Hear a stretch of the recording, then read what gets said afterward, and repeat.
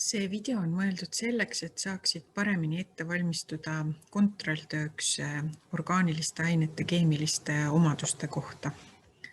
Sul on kontrolltöö ajal kasutada abileht ja ma olen selle abilehe peal ära märkinud need reaktsioonid, mida ma töösse olen võtnud ja mille kohta sa siis pead oskama reaktsioonivõrrandeid kirjutada. Et esiteks on siis täielik ja mittetäielik põlemine, siis alkohoolide teemalt alkohoolist eetri moodustumine, siis alkohoolide alt oksüdeerumine ehk siis mittetäielik oksüdatsioon, kuidas alkohoolist saadakse aldehüüde, siis karboksüülhapete alt, kuidas karboksüülhapetest moodustuvad estrid, aldehüüdide alt mittetäielik oksüdatsioon ehk aldehüüdi oksüdeerumine karboksüülhappeks ja siis estrite ja amiidide alt happeline hüdrolüüs. Ja abilehte võid sa töö ajal kasutada. Nüüd esiteks siis täielik oksüdatsioon. See tähendab siis seda, et aine reageerib hapnikuga ja saaduseks on siis süsinikdioksiid ja vesi. Selle kohta on siis näidis ka toodud seal abilehe peal ja me peame teadma seda, et ükskõik milline orgaaniline aine võib hapnikuga reageerida ja sellisel juhul me ütleme, et need ained põlevad. Ehk siis täielik oksüdatsioon võib teiste sõnadega tähendada ka täielikku põlemist. Selle reaktsiooni eesmärk on see, et saada energiat. Vaatame ühte näidet ka. Et siin on 4 süsinikuga karboksüülhappe. Me peaksime teadma ka seda, et kuidas struktuur on seotud nimega. Ehk siis antud juhul butaanhappe reageerib hapnikuga ja me vaatleme siis täielikku oksüdatsiooni. Nüüd, kui me oleme nime järgi selle struktuuri paika saanud, siis täielikul oksüdatsioonil iseenesest struktuuril pole tähtsust, aga struktuurvalem aitab meil kirjutada summaarset valemit. Et me peaksime siis aru saama, et kui on butaanhappe, siis selle sees on 4 süsinikku, 8 vesinikku ja 2 hapnikku, et struktuurvalem aitab meil kirjutada summaarset valemit.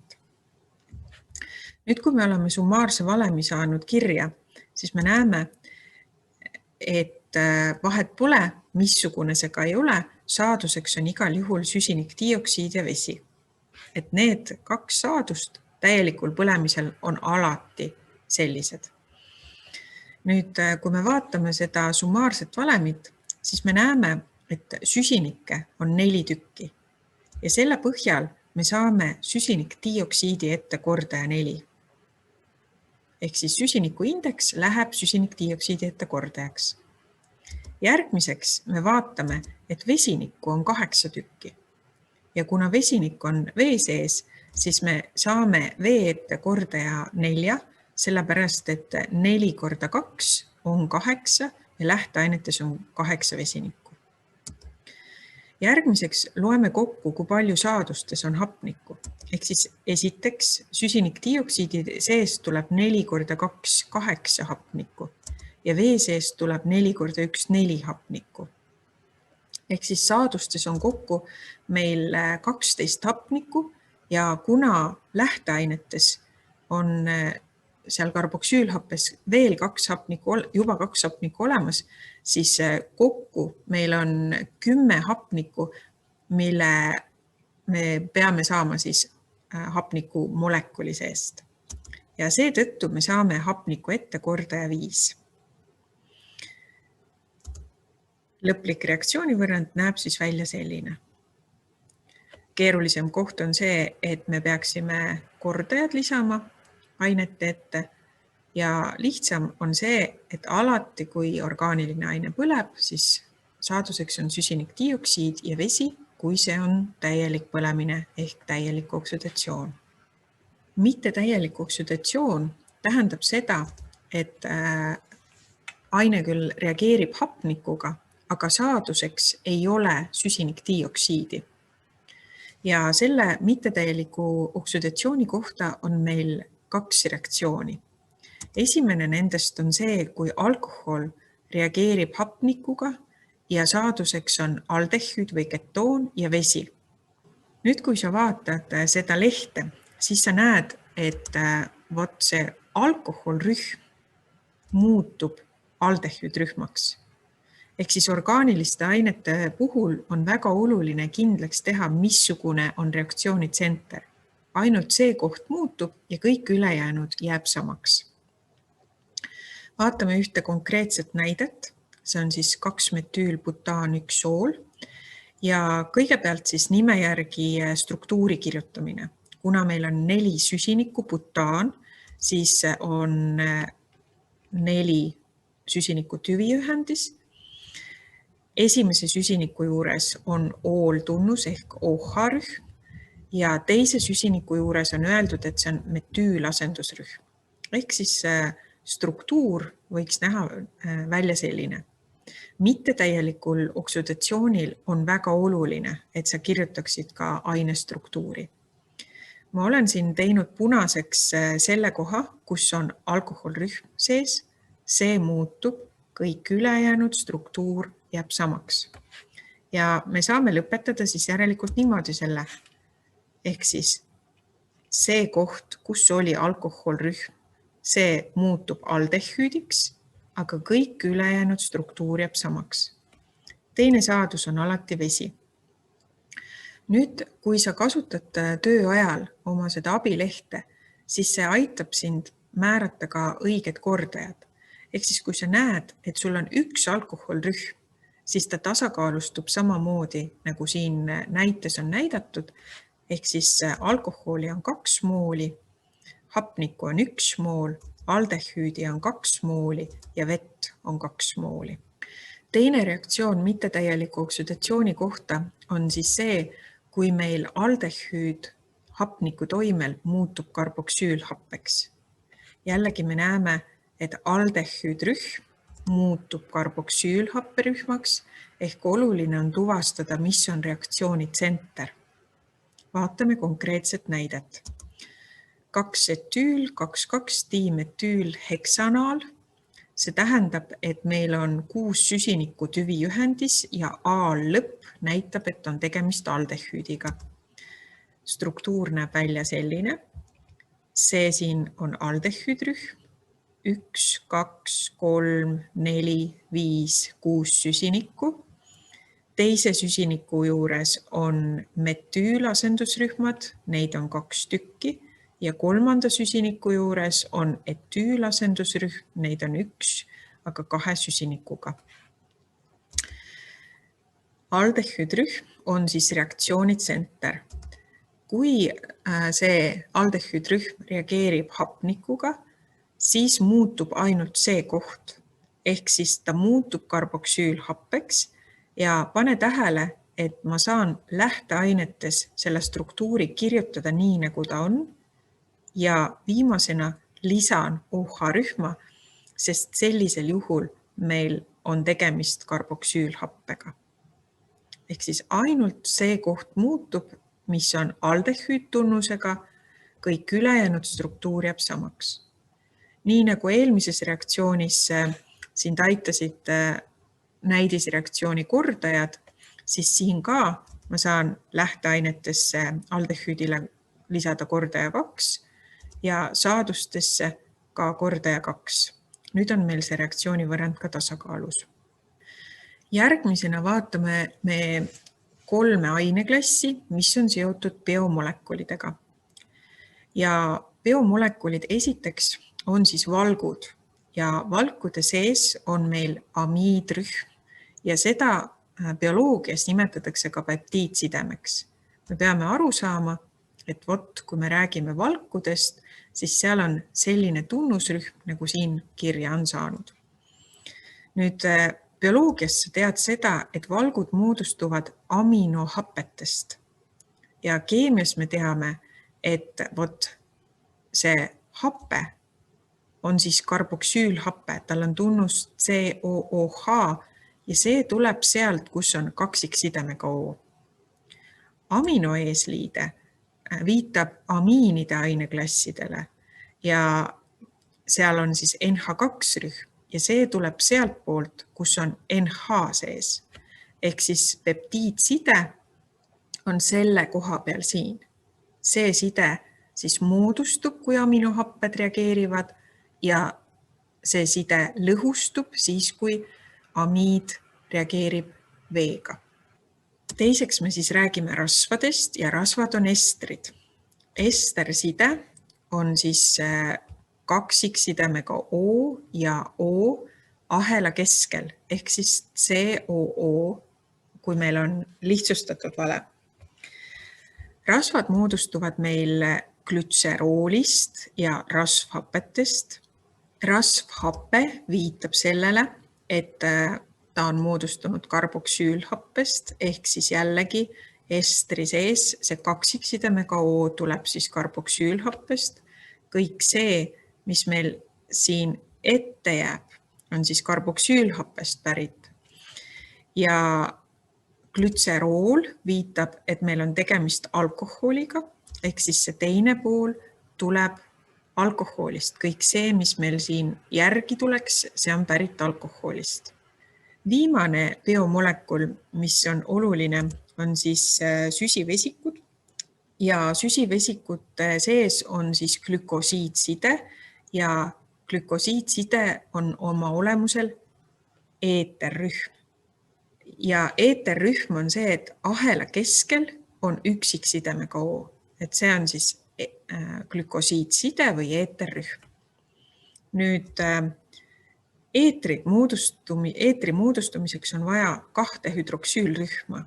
Ehk siis selleks, et selline rühm saaks moodustuda, peab meil olema 2 alkoholrühma ehk siis 2 OH-rühma. Need biomolekulides olevad sidemed peavad sul siis ka olema töö ajal selged, et sa peaksid neid siis ära tundma. Peptiidside, CONH, siis rasvade sees on esterrühm ja glükosiidside O ahela keskel. Kõik need 3 rühma, mida me eelnevalt vaatasime, amiid, ester ja eeter, võivad hüdrolüüsida. Ja hüdrolüüs tähendab, et see laguneb veetoimel. Ma näen, et selles molekulis siin on sees esterrühm. Järelikult see võib hüdrolüüsuda ehk veetoimel laguneda. Ma panen lähteainetesse H2O. Hüdrolüüs iseenesest ei toimu kunagi täitsa iseenesest, see vajab katalüsaatorit ja sellepärast võid sa siis reaktsiooni võrrandis näha seda H+, aga sa ei pea sellega rohkem arvestama, kui lihtsalt teadma, et see on katalüsaator, ta ei osale reaktsioonis. Järgmiseks hakkame analüüsima seda reaktsiooni võrrandit. Ma otsin üles selle koha, kus see esterside on. Ja nüüd vaatan seda saadusainet, ma näen, et siin on 1, 2, 3 süsinikku ja vaatan, kumbal pool siin on 3 süsinikku, kas siin eespool estersidet või siis tagapool. Ma näen, et see on siin eespool. Eespool on ka 1, 2, 3 süsinikku, et see on sarnane osa. Nii, järelikult see on mul juba saadustes olemas. Mul on puudu see teine osa. Ma kirjutan selle teise osa nii, nagu ta on ja ei muuda seal mitte midagi. Aga panid tähele, ma jätsin natukene ruumi, sest selle koha peale ma saan kirjutada selle, mis puudu oli. Ehk siis ester moodustus karboksüülhappest ja alkoholist. Järelikult ester laguneb hüdrolüüsi toimel ka karboksüülhappeks ja alkohooliks. Ma teen selle koha peal siit molekuli katki, ühest poolest teen karboksüülhappe ja teisest poolest teen alkohooli. Aga olen tähelepanelik selles osas, et kus pool see karboksüülhappe pool on. Et iseenesest mul võib olla ka alkohol esimesel kohal. Nii, vaatame järgmist reaktsiooni. Jällegi, ma näen, et see on hüdrolüüsi reaktsioon ja selle koha peal siin on see esterrühm. Nüüd ma võtan selle osa siit, sellepärast, et see on karboksüülhappe osa. Ja lisan talle vesinikku, sest siis, kui ma siia lisan vesinikku, siis ma saan karboksüülhappe. Ja nüüd ma võtan ülejäänud osa ja pean talle lisama OH, sellepärast, et siis ma sellest ülejäänud osast saan alkoholi. Nii, see on ester. Ester on moodustunud karboksüülhappest ja alkoholist, järelikult aga laguneb karboksüülhappeks ja alkoholiks. See on ikka hüdrolüüsireaktsioon ehk siis veetoimel lagunemine ja ma näen nüüd, et tegemist on amiidiga. Esimene pool sisaldab lämmastikku. Kirjutan selle välja, see võiks olla pärit amiini seest. Teine pool sisaldab hapnikku. Kirjutan selle välja ja jätsin esimesele poolele ruumi, et kirjutada siia midagi lõppu ja teisele poolele ruumi algusesse, et kirjutada siia algusesse midagi, sest selle koha pealt side katkes. Ma näen, et see on amiid. Amiid moodustub aminorühmast ja karboksüülhapperühmast. Sellest lähtuvalt saan lisada õiged puudujäävad osad. Lisan siia OH, sest siis saab mul sellest asjast karboksüülhappe ja lisan teisele H2, sest siis saab mul sellest poolest amiin.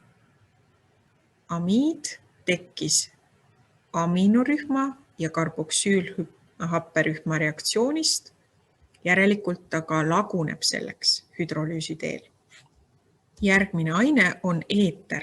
Ma näen, et ahela keskel on üksik O ja ka eetrid võivad veetoimel laguneda ehk hüdrolüüsuda. Nüüd see eeter koosneb ühest poolest ja kirjutan selle saadustesse välja nii, nagu ta on. Ja teisest poolest kirjutan teise saaduse teise poole ka välja nii, nagu ta on. Aga nagu sa nägid, ma jätsin jälle ruumi. Ja kuna me teame, et eetrid moodustuvad 2 alkoholist, siis ma pean lisama niimoodi neid puudujäävaid aatomeid, et mul tekiks 2 alkoholi. Viimasel on H puudu, ma lisan H, mul on siis alkohol metanool ja esimesel on OH puudu, ehk siis lisan OH ja see on siis etanool. Reaktsiooni võrrand on tasakaalus, ehk siis rohkem ei ole vaja midagi teha. Veel kord need võrrandid siin kõik välja kirjutatud ja tahan nüüd rõhutada seda, et need reaktsioonid kulgevad mõlemas suunas.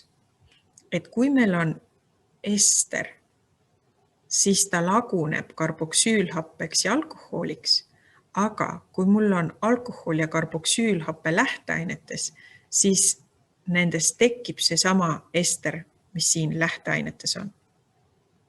Ehk siis need reaktsioonid kulgevad mõlemas suunas. Kui meil on amiid, siis ta laguneb amiiniks ja karboksüülhappeks ja karboksüülhappe ja amiini reaktsioonil tekib amiid. Kui meil on eeter, siis ta laguneb 2 alkoholiks ja kui 2 alkoholi omavahel reageerivad, siis moodustub eeter.